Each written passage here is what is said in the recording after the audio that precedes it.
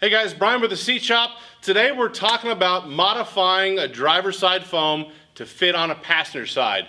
Have you ever wondered if a seat would work? Just flip-flop them around and put it on the passenger side. Is it the same? Is it not? What's the difference?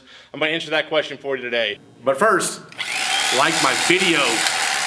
If you like this video, help us out, give us a thumbs up, like it, man. If you know somebody that's gonna be doing a similar style project, share it with them.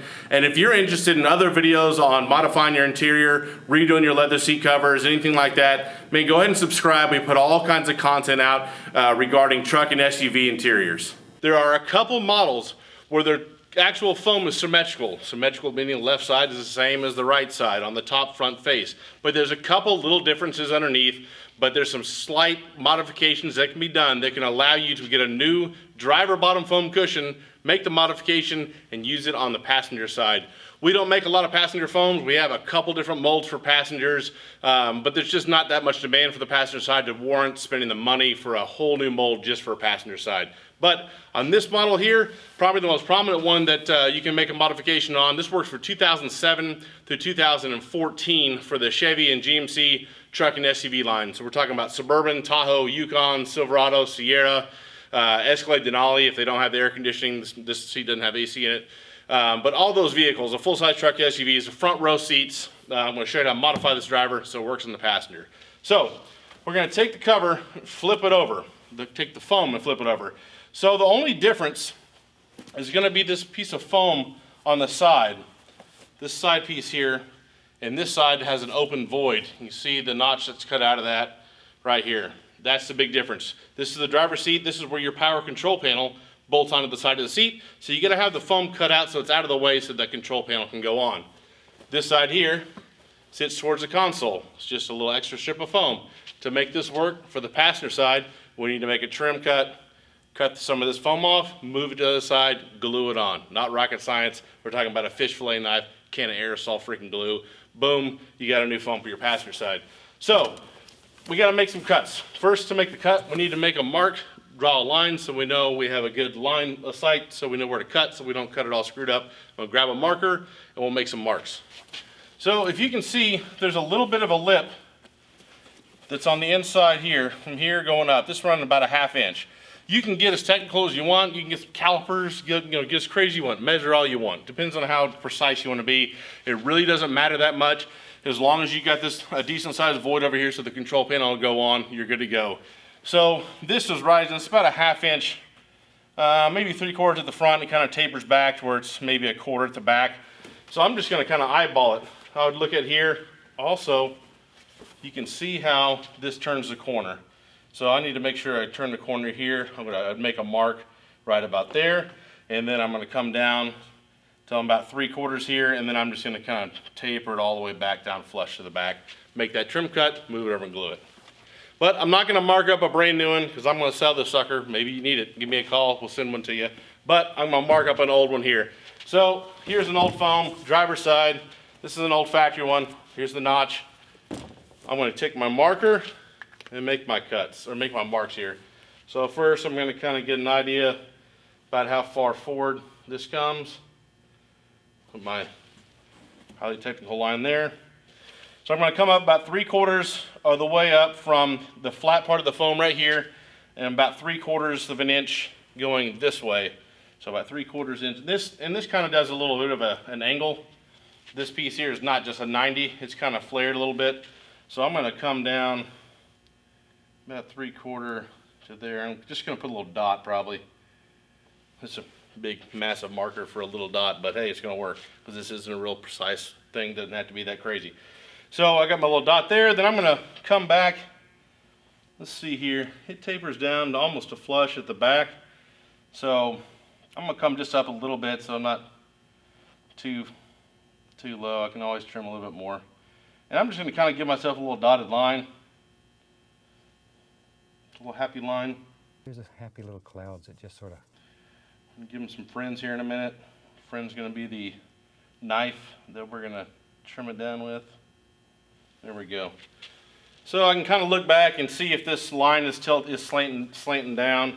My first line I started, little dots were kind of still 3/4 inch way up. So this looks This looks pretty good. So this back line here, it tapers down a little bit, but it's looking pretty good. So that's gonna be my mark. So I'm gonna go ahead and mark a solid line, at least from here to here.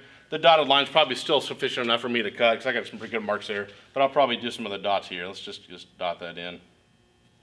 So here's my little angled line here. I just had some dots, but I kind of, connected them in.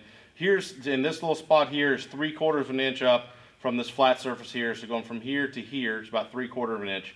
And then I just made some dotted lines, little dashes all the way back, and it's getting thinner and thinner, kind of tapering out till it's almost flush with this part of the foam here.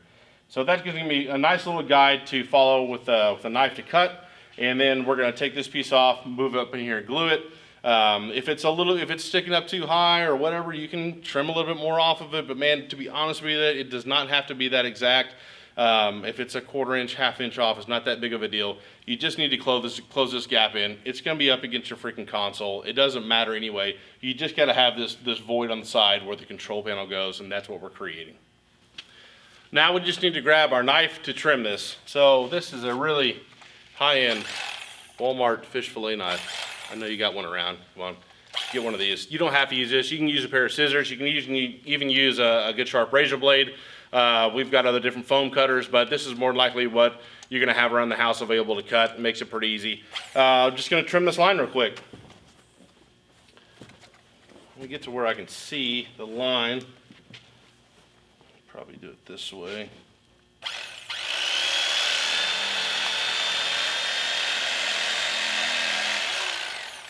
There we go.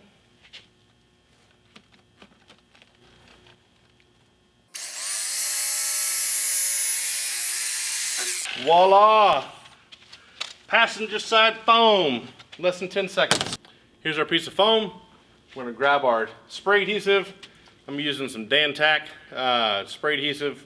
I got this on Amazon, I don't know, 14 bucks, something like that. You can use any kind of spray adhesive, 3M, foam and rubber spray, something like that. But we're just gonna use that to glue it on here. So here's how that guy sits on. It fits beautifully. This would be all puffed out if we'd steamed it nice and it was all full and nice. A new one would be all nice and full and have a good place to hook up against. But it really doesn't matter that much. We're still going to glue it right there. So kind of mock it up, make sure everything looks good. Our angle looks pretty darn good there. This tapers back good. I like it. Let's go ahead and spray some glue, stick it on.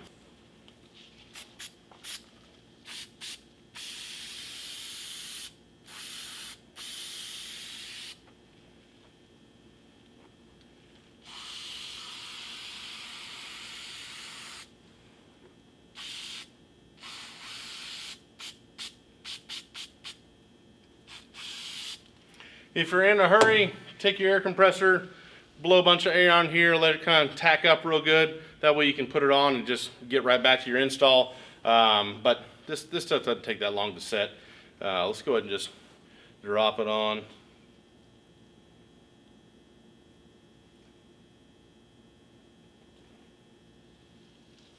And just kind of keep working your way back, line it up on the edge.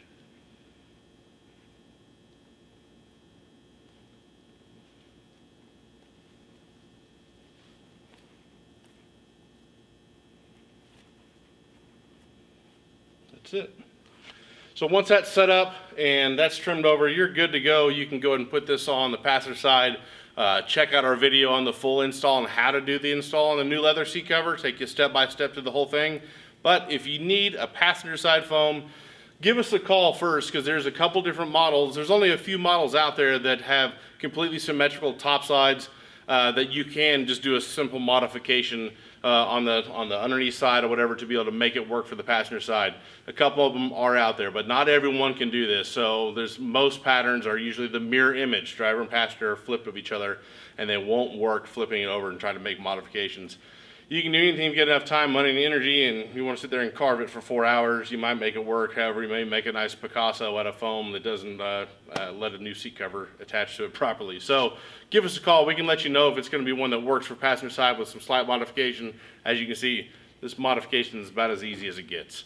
Check us out at theseatshop.com. Give us a call, 214-710-2565. We'd love to help you out getting your truck looking good again.